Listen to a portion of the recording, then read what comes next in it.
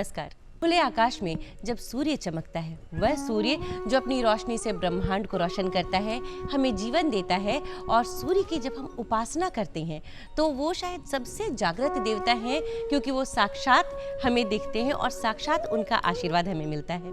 इसी सूर्य की उपासना की जब बात करते हैं सूर्य षष्ठी को, यानी कि छठ मैया की पूजा को, तो ये भावना कुछ अलग रूप से, अद्भुत रूप से हमें अभिभूत कर जाती है। वैसे तो हम प्रार्थना करते हैं, पूजा करते हैं, लेकिन इस पूजा प्रार्थना को सुर लय ताल के साथ जब हम गीत गाकर उन्हें अर्पित करते हैं देवता को, तो ये जो अभिभूत करने वाली भावना होती है, ये प्रार्थना, ये इस रूप में समाहित होती है कि हम सब कुछ भूलकर पूरी तरह से भक्तिमय हो जाते हैं। इसके लिए हमारे साथ स्टूडियो में उपस्थित हैं जानी मानी सुप्रसिद्ध लोक गायिका वंदना सिन्हा जी। वंदना जी, बहुत बहुत स्वागत है आपका हमारे स्टूडियो में। धन्यवाद, बहुत बहुत धन्यवाद। हमारे दूरदर्शन के सभी दर्शकों को मैं अपना प्रणाम निवेदित करती हूँ।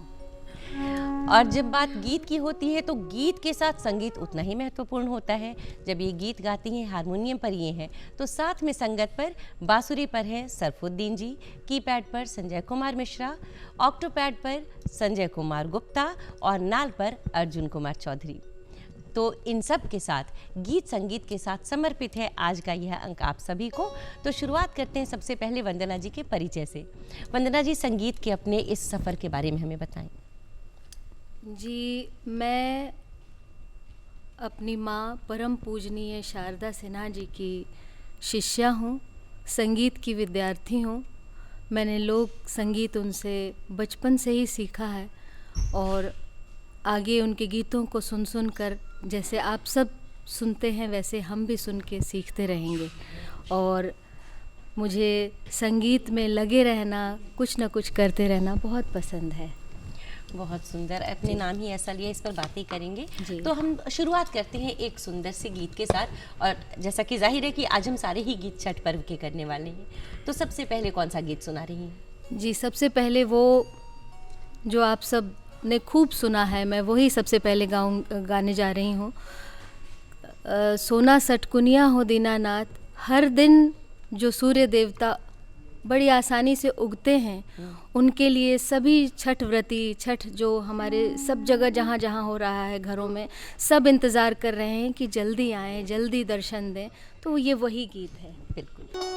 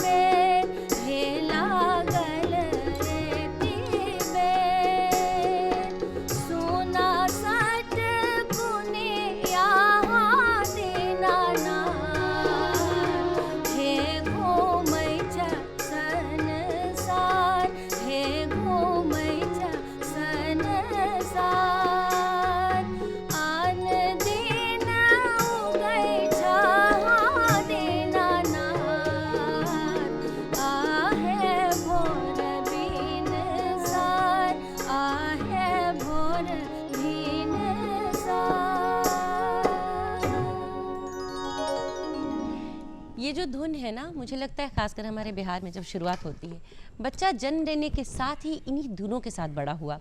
और जो परंपरागत सांस्कृतिक संस्कार हमारे रहे छठ पर्व के, तो ये गीत परंपरागत हैं, वहीं से शुरू हुए। लेकिन इस गीत को, इस धुन को बिहार से निकालकर पूरे देश और विश्व पटल पर लाने वाली, अभी क्या कहूँ उनके बारे में, कुछ कहना सूरज को दिया दिखाना है, पद्म विभूषण श्रीमती शारदा सिन्हा जी।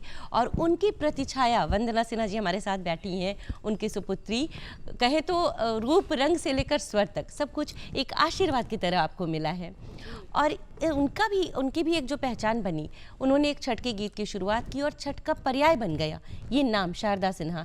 और उसके बाद पूरे विश्व में छठ की पूजा को लेकर, इन गीतों को लेकर आज भी ये धुन ऐसी है ना कि धुन से ही लोग समझ जाते हैं कि ये छठ के गीत हैं। तो बहुत सुंदर ये गीत आपने सुनाया। और जहाँ तक छठ मैया की बात है तो उन्हें हम जगतारिणी कहते हैं। कोई भी मनोकामना हो तो लोग छठ पर्व करते हैं, कष्ट को हरने के लिए उनसे प्रार्थना करते हैं और इसीलिए उन्हें जगतारिणी कहा जाता है। तो इस पर भी एक गीत आपके पास है, उसके बारे में बताएं और दर्शक ज़रूर सुनेंगे। ये माँ ने गाया था जी। सकल जगतारिणी है छठी मैया, और बहुत सुंदर है, इसका धुन भी बहुत बढ़िया है। आप ये सुने।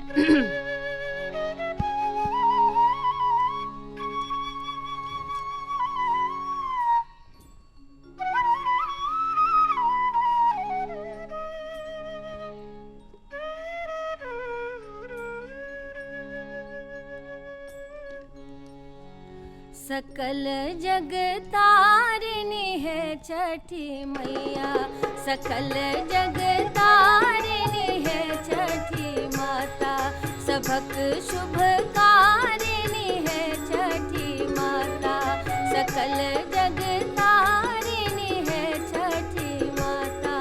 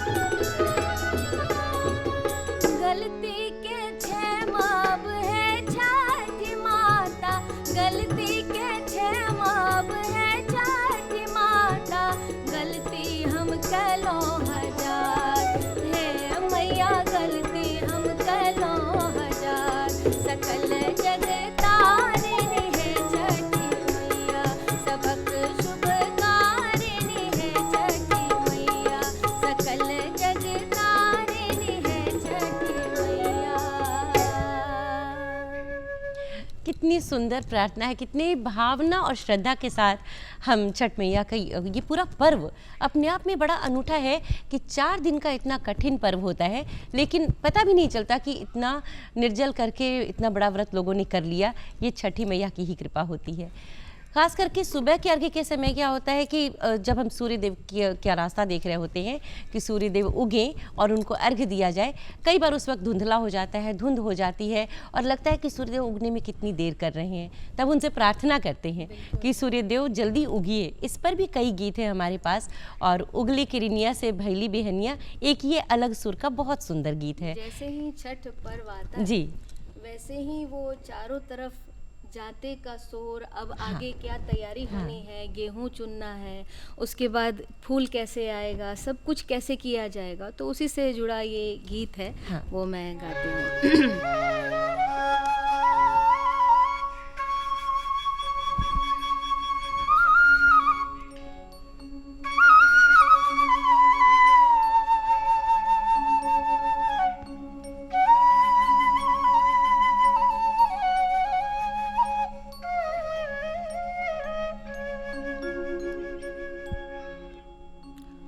उगली किरनिया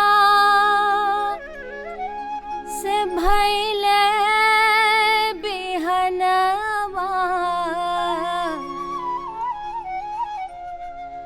उगली किरनिया से भैले बिहनवा, घर घर जतवा के सोर, हो दीनानाथ जागे भैल अब भोर, हो दीनानाथ जागे भैल अब भोर। उगली किरनिया से भैले बिहनवा, उगली किरनिया से भैले बिहनवा, घर घर जतवा के सोर, हो दीनानाथ जागे भैल अब भोर, हो दीनानाथ जागे भैल अब भोर।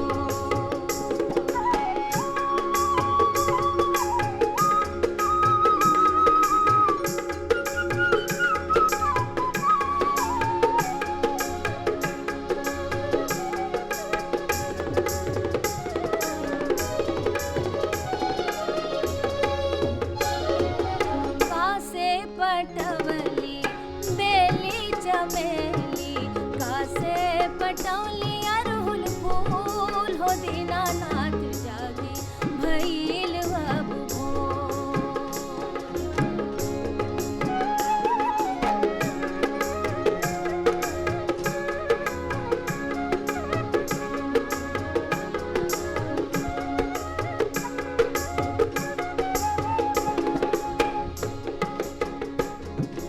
नदिया पटवली बेली चमेली, गंगा पटौली अरहुल फूल, हो दीनानाथ जागे भैल अब भोर, हो दीनानाथ जागे भैल अब भोर।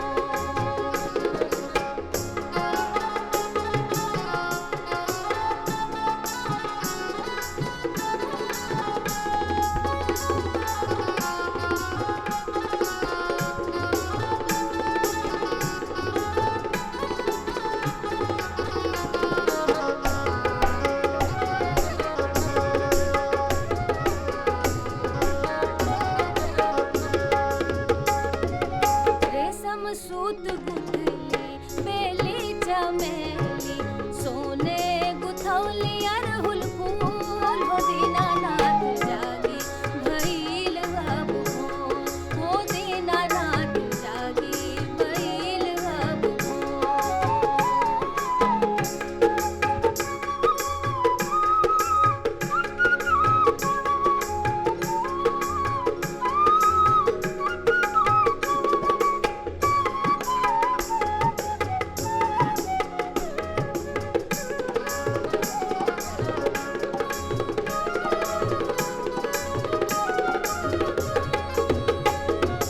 सूरज चढ़वली बेली चमेली, आदित्य चढ़ौली अरहुल फूल, हो दीनानाथ जागे भैल अब भोर, हो दीनानाथ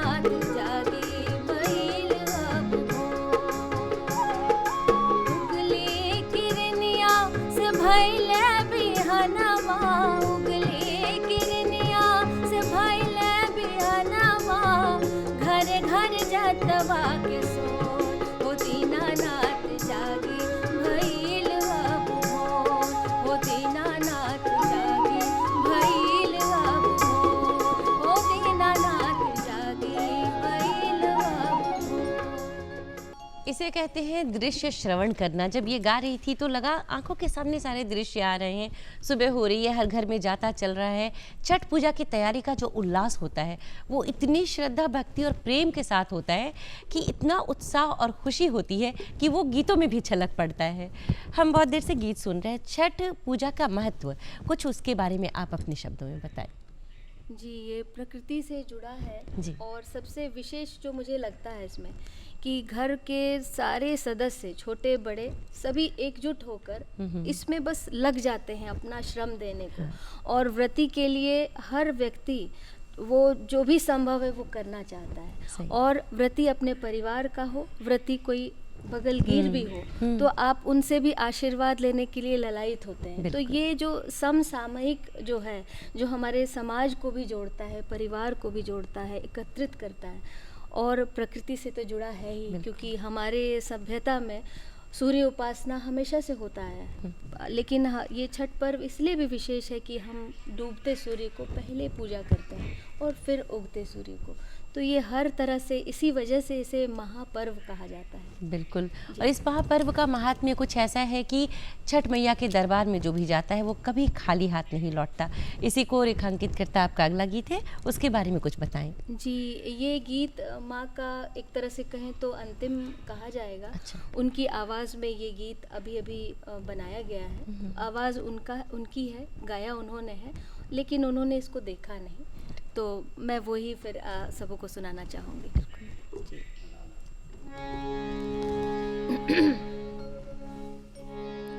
छठ मैया के दरबार सजल सत्कार में बर्तन के पुकार हो रहल, बर्तन के पुकार हो रहल।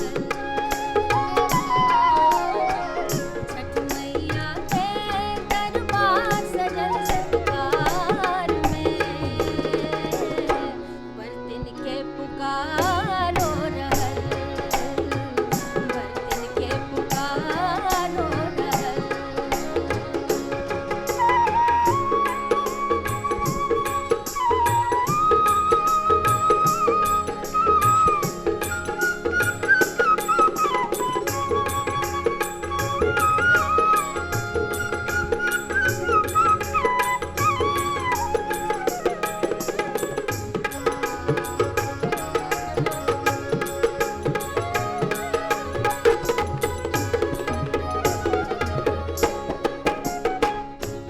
बर्तन सुर में सुर मिलावे, छठ मैया के महिमा गावे। बर्तन सुर में सुर मिलावे, छठ मैया के महिमा गावे। घाट घाटे शोभे हो,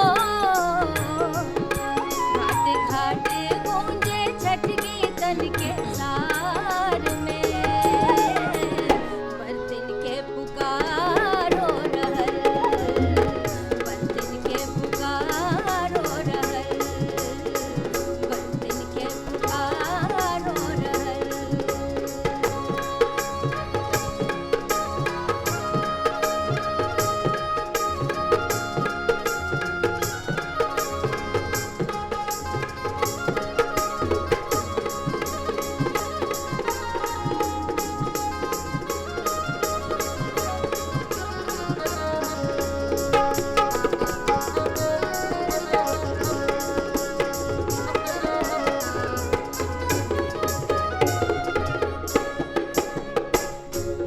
हरियर पियर रंग बिरंगा बंधनवार सजल सतरंगा। हरियर पियर रंग बिरंगा बंधनवार सजल सतरंगा। बर्तन के सेवा में हो, बर्तन के सेवा में सेवक के जयकार में बर्तन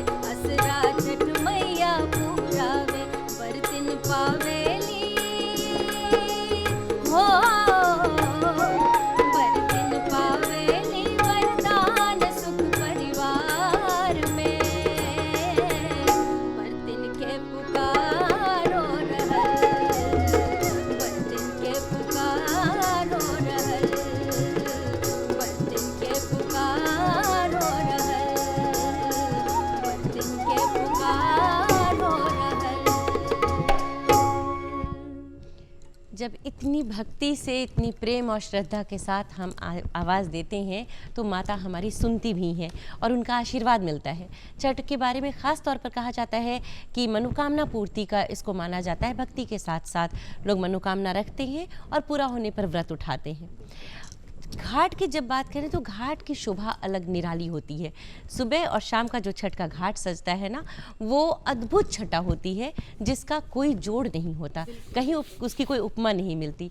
घाट का महत्व क्या है इसके बारे में बताएं, क्योंकि उसके आगे हम घाट पर एक गाना आपसे सुनने वाले हैं, क्योंकि हमारा जो घाट है ये बहुत ज़्यादा विशेष होता है। जी, घाट पर जाना जो है ये इसका विशेष पार्ट होता है बच्चों के लिए, जो बिल्कुल उस वहाँ पहुँच के, और वो फन मोमेंट होता है जो हाँ। छोटे छोटे बच्चे होते हैं उनके पटाखा लिए। लेके जाते हैं। जी, तो वो घाट की जो शोभा है इस वक्त ऐसी दिखती है, वो मनोरम दृश्य की वो आँख में बस जाता है पूरे साल के लिए। तो ये भगवान की ये कृपा है कि वो घाट हमेशा वैसा होता है, लेकिन ये 4 दिन कैसे उत्सव की तरह नज़र आता है। सही बात। तो मैं एक इसी पर वो गीत सुनाऊंगी। ये गीत माँ के द्वारा लिखी गई है और आप सब खूब सुनते हैं। बिल्कुल जी।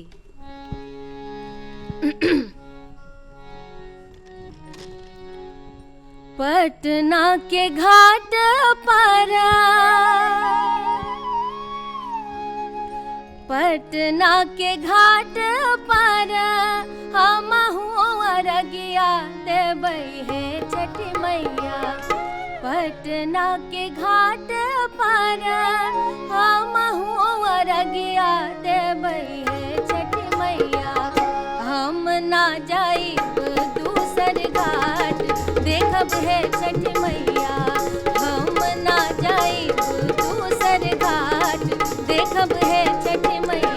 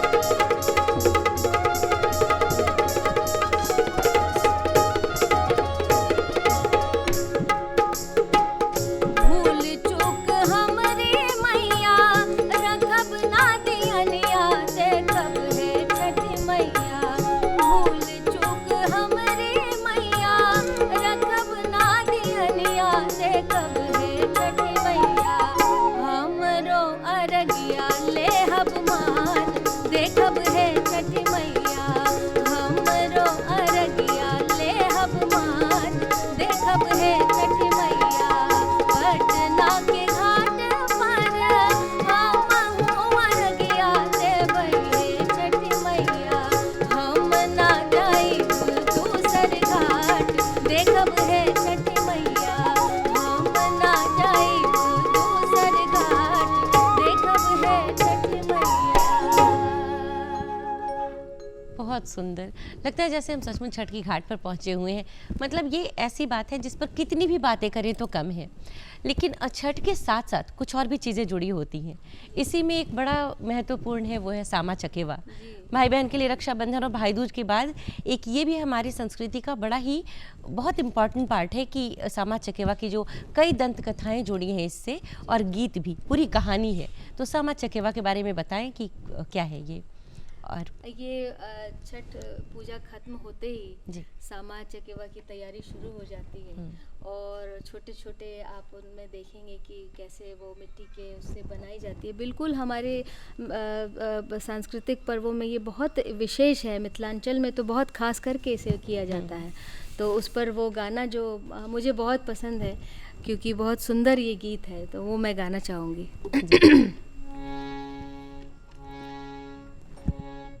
गाम के अधिकारी तो है बड़का भैया हो, गाम के अधिकारी तो है बड़का भैया हो, आहे बड़का भैया हो, भैया हाथा दास पोखरी खुनार दिया, चंपा फूल लगा दिया रे, भैया हाथा दास पोखरी खुनार दिया, चंपा फूल लगा दिया रे।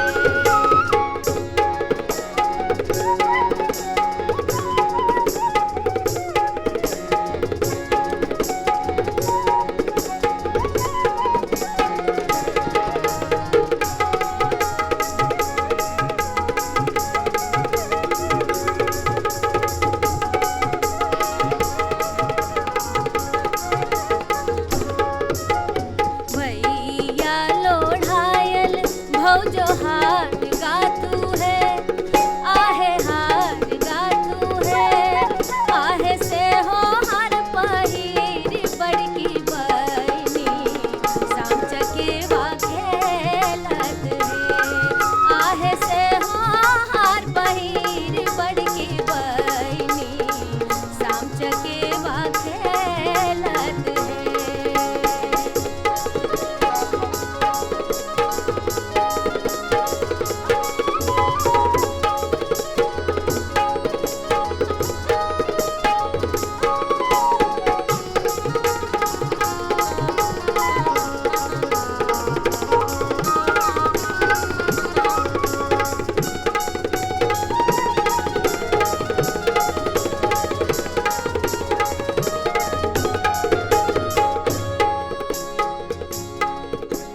कथी बजायब बनती तीर है, बनती तीर है, आहे कहाँ के बजायब राजा हंस चकेवा खेलत है, आहे कहाँ के बजायब राजा हंस चकेवा खेलत है, जाले बजायब बनती तीर है, जाले बजायब बनती तीर है, बनती तीर है, आहे रभासी बजायब राजा हंस चकेवा खेलत है, आहे रभासी बजायब राजा हंस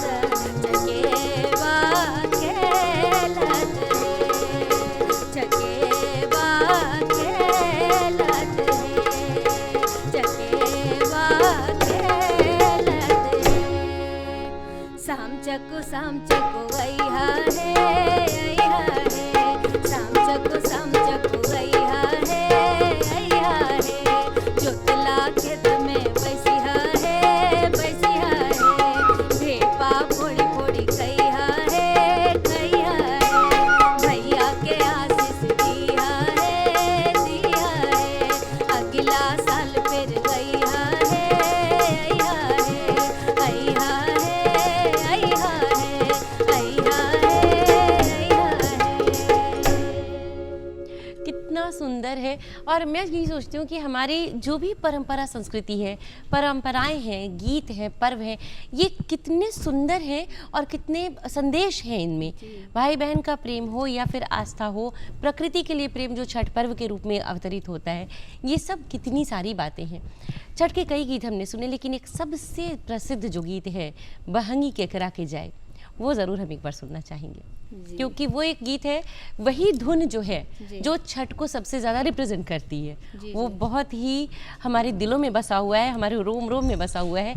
और छठ का मतलब बहंगी केकरा के जाए, ये गीत ही सबसे ऊपर आता है। बाकी तो बहुत गीत हैं, हर विध के लिए हम लोग गीत गाते हैं। और जहाँ तक लोकगीतों की बात है, हमारी अपनी जो परंपरा है, हमारे यहाँ संस्कार गीत हैं जो गर्भधारण से लेकर मृत्यु तक, निर्गुण तक, हर तरह के गीत हैं। लेकिन इन्हीं में कोई कोई गीत बहुत विशेष होता है, जैसे कि ये। जी, ये बिल्कुल पारंपरिक गीत है। हाँ। और बहुत पुराने समय से इसे गाया जाता है। जी, हर घर में आप इसको सुनेंगे।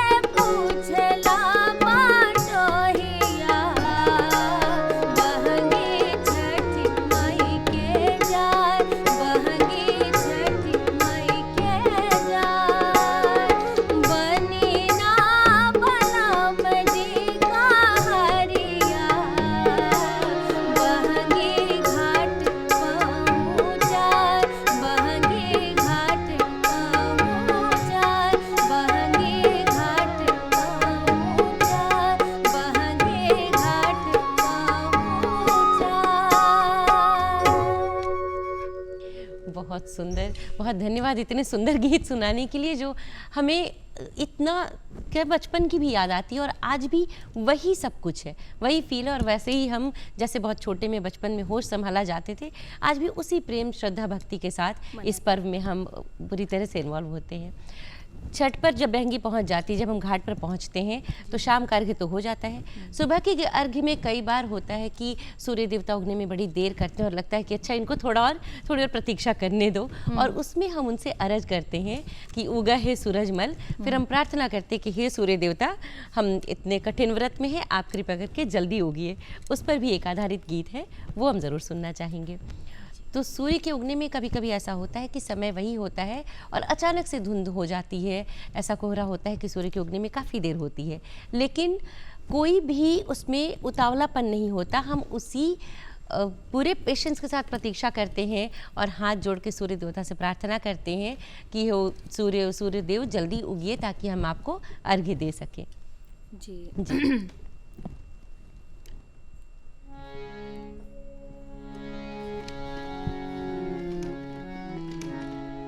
कौन खेत जनमल धान सुधान हो, कौन खेत डडहर पान, ए माई कौन कोखिली हले जनम रे, सूरज देव उठा सूरज भइले बिहान, ए माई उठा सूरज भइले बिहान।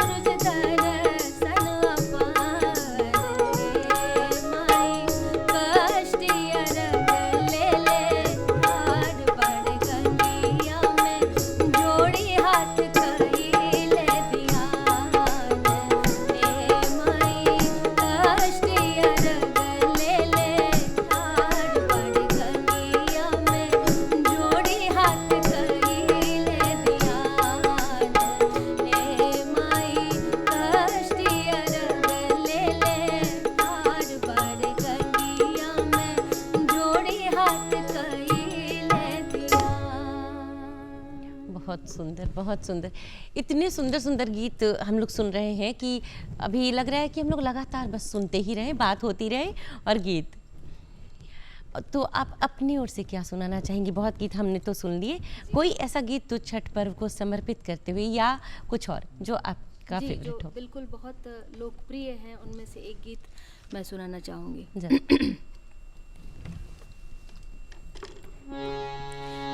केलवा के पात पर उगलन सूरज मल झाके झुके, केलवा के पात पर उगलन सूरज मल झाके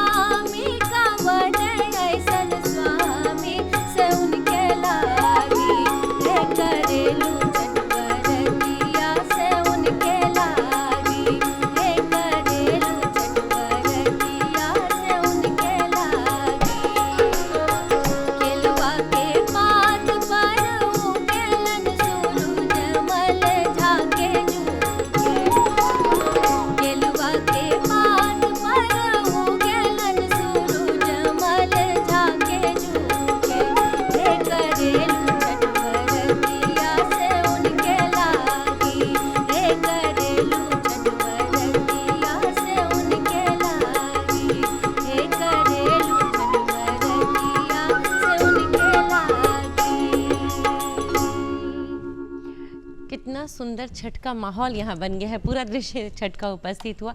बहुत सुंदर गीत आपने सुनाए और क्या कहूँ, अभी तो शब्द इतने नहीं है कहने के लिए। समय होता तो हम लोग और बहुत गीत सुनते, लेकिन कार्यक्रम समापन की ओर है।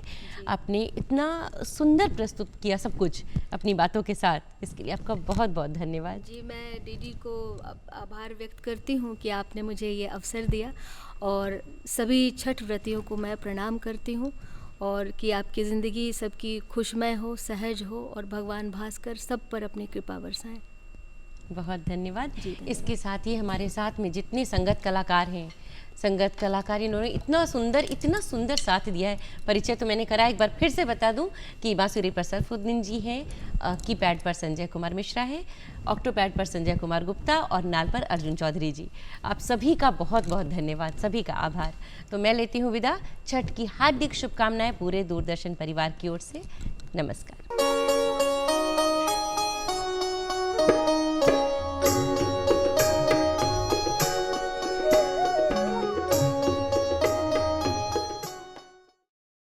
आप देख रहे हैं डीडी भारती।